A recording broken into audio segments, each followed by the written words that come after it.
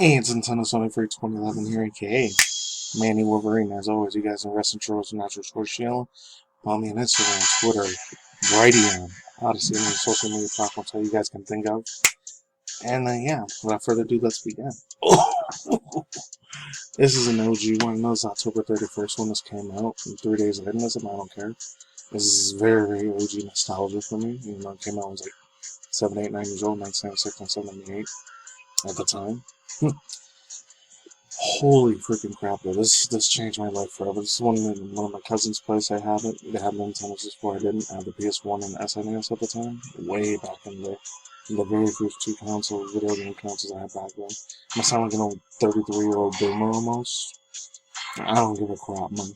I'm looking into nostalgia, guys. I gotta give all credit to my boy, Spawnway Media, for putting me up on this one. Holy shit. So this comes from Jordan Miller, and Advance Wars 1 and 2. Not gonna lie, I never got to play the original one. I was way too little. I think it was like 2, 3, or 4. I was like a baby when I think it was like 1991, 92, 93 when that one originally came out. So there's that, unfortunately. So I think it was only a Japanese exclusive release too. The one that was on the NES Famicom. So I don't think any of the United States people over here even got to play it at that time, which sucks. I wish I did. Anyways, yeah, let's begin. I have OG nostalgia, beautiful place in my house. One of the first FPS games I played, even way before. I didn't really get too much into COD or Halo at the time. It was like 2008 or 9. That's when I first got into Killing Floor. That was probably one of the first FPS games I played. At that time, I said it was excluding Kills in the Air. That was 2007 or 6 when that came out. And I guess, something Fear of the Dead, Fear 2. And that was more like an action-adventure FPS. So it might have been that one. It was either that one or Killing Floor Killzone. It was one of the three, and I was in my mid-late teens at the time. Super OG nostalgia with this one. It wasn't even my game that I owned, it was my older cousin that owned it. So this is the iconic FPS scooter. I'm going to call it scooter instead of shouter. So this is GoldeneyeGame 007's own Unbanned. Remake potentially releasing to re-release. I haven't heard anything from Returnal in a long time. It's an old one from a week ago, so if you guys don't want to stick around to the end, I understand. But if you do, like, share, comment, subscribe. If you want to, hit the bell notification if you can. Let's shoot it again. I'm only going to be half of the articles for all three of them, well, except for Advance Wars. This one's going to be a shitload of problems gameplay, but let's read it anyways. It's really good to start. GoldeneyeGame 007 could be a set for a re-release. Imagine a remake remastering this motherfucker. I'd be freaking out. I'm crying. Next to Pokemon, Star Wars, Harry Potter, and Lord of the Rings and all that. And even stuff like Star Wars, The Mandalorian. It was like my sixth, maybe my seventh favorite franchise of all time. The freaking James Bond freaking series, bro. The old school ones. You know, the newer one, it's kind of like a wokeism, SJW shit. I'm talking about the movies with Daniel Craig. I was pissed off at the fucking unknown, but I had a feeling it was going to happen. Spoilers, he dies from missile. Well, let's start it. This was set up to happen automatically up to 25 years later, but according to Scott Mender, yeah, so I might have been 7, 8 years old when that one came out. I'm probably going to butcher the name. I don't know how to speak Russian or German. So anybody that's living here that speak Russian or German, swear to God, not mine, can make it fun of me. This is American person. This is Skribenbayer, Sneakbarachi, however you say that name. And it almost has like that Metroid Prime, Metroid Fusion sound to it. It's weird. Removal was at the request for someone had an entity rather than a formality. I gotta keep it more low because it's a nice word. Because the game has been removed from the, quote, media harmful to younger people, unfortunately. On Blood Rain and Blood Rain 2, the games which were confirmed to be receiving a mass. I remember hearing about Blood Rain, I think I did it 4 or 5 months ago. A couple months earlier, I did a video on that. It was a remake remaster for Blood Rain. Craziest bloodshed freaking game ever. Let's move on. It's worth noting that Nintendo and the eShop is based in Germany and Europe, and thus, for the game to appear on this platform, it would have been removed on the tier in order to be sold from everywhere in Europe. This would also apply for it to appearing on Nintendo Switch online services, like it did for the Destination and iconic Scooter. Recently, okay, you guys can read that bottom part at the end. Techland Switch support is dying late. which wasn't released on until October 19th. Release due date in the eShop registration in Germany. A Techland spokesperson said on Reddit revealed that, quote, "We are talking about the digital version due to the nature of the content. The digital version is currently banned in Germany, where European eShops is officially registered." He also goes on to say, quote, I guess an official Reddit spokesperson, I'm not sure if it's a real or fake account. It might be real, might be fake, I don't know. Take out a grain of salt, friends. Let's move on. This is making it impossible to officially distract the game in European countries and also Australia and New Zealand. We are currently, the laws are freaking crazy strict over there. We saw the anime, manga stuff, and video game stuff. I'm not going to get too deep into the rabbit hole about the mask wearing and shit, and the jab, the poke, the hyper potion, the snake bite, the poison. They force some other offers to get over there, which is sad. And it's the word that starts with a V, which I can't say. That's way, way worse than enough. So I kind of already saw a lot of tyranny bullshit was happening in Australia for the past, like, in 2015, 16. Even in 2013, 12, 13, 2013, when I first started doing video game news on his channel, I still slowly started seeing it happen. He says, we're currently working with our partners, all local authorities, and tries to say territories and countries and regions. Let's continue to remove it as soon as it bans, as soon as we can. To remove the ban as soon as we can. There we go. Can't talk to that. GoldeneyeGame 007 does have a re-release on the modern platform. Modern platforms will be a huge step for gaming preservation. That's what it should say. Preserving the game has been battling against licensing issues for years. And the MGM Studios, they really, overall thoughts of the MGM Studios really doesn't want to let go of the GoldeNeye. They're stuck in the 1980s, 1990s, bro. It's almost 2022. And they still can't freaking figure this shit out. Like, come on, bro. I really, really want to see this dude come back. And I know they don't care about a modern 007. They're probably going to go to whole wokeism. That should the first African American or African European black female woman. That's going to be the new James Bond, which I'm not watching any of those fucking links.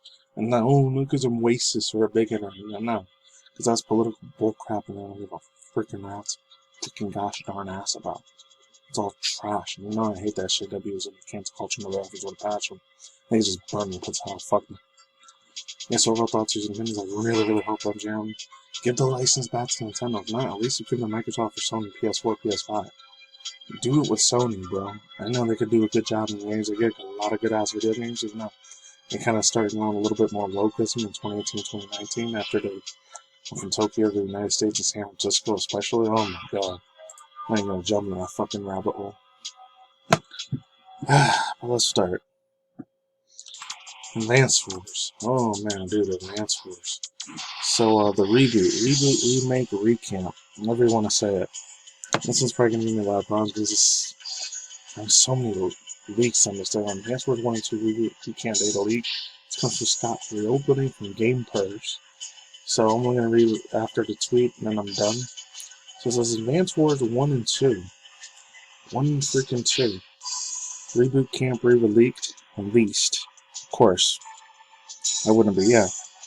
The reboot camp was delayed until spring of 2022. I think they said it was April 3rd or April 5th was coming out. It's supposed to be May or April 22nd, so it's earlier.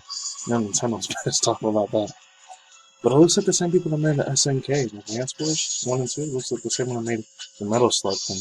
I'm not in a really crazy tactical JRPG games, but I might give it a shot when it comes on the Switch next year. I'm gonna actually pay for it. Buy it. Purchase it. So the Nintendo eShop could reveal, may be delayed till 2022, but the Nintendo eShop reveals that the exact release date.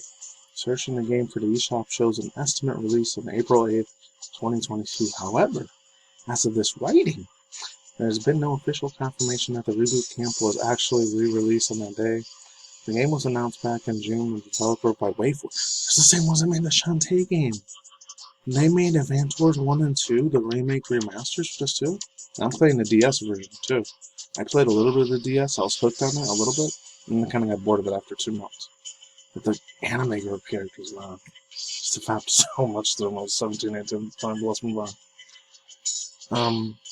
Known for working the Shantae series and DuckTales Remastered, Reboot Camp was meant to released on December 3rd of this year, but earlier this month it was pushed back to spring of April 2022. An April 8th release would keep it within this spring deadline. It also goes on to say Advance Wars 1 and 2 Boot Camp, there it goes. Contains an original Advance Wars 2 Black Hole Rising into one of its features players. That's beautiful. I hope they keep the features the same, even way better, cleaner looking than it was before. It also goes on to say that features online players. The campaign are completely remade versions of the Game Boy Advance versions, including 3D models and environments. And this is the way for Big Boy Honcho himself, Shantae, my waifu. Says, we are incredibly honored and excited to be working on Advance Wars 1 and Plus 2 Reboot Camp with Nintendo. It is thrilled to see seeing them bring this beloved series to the Switch. I imagine they would have been assist trophies in Smash. I would have been happy for that, but whatever. Oh, there was some Sakurai news. I may or may not talk about it in the future, but we'll see.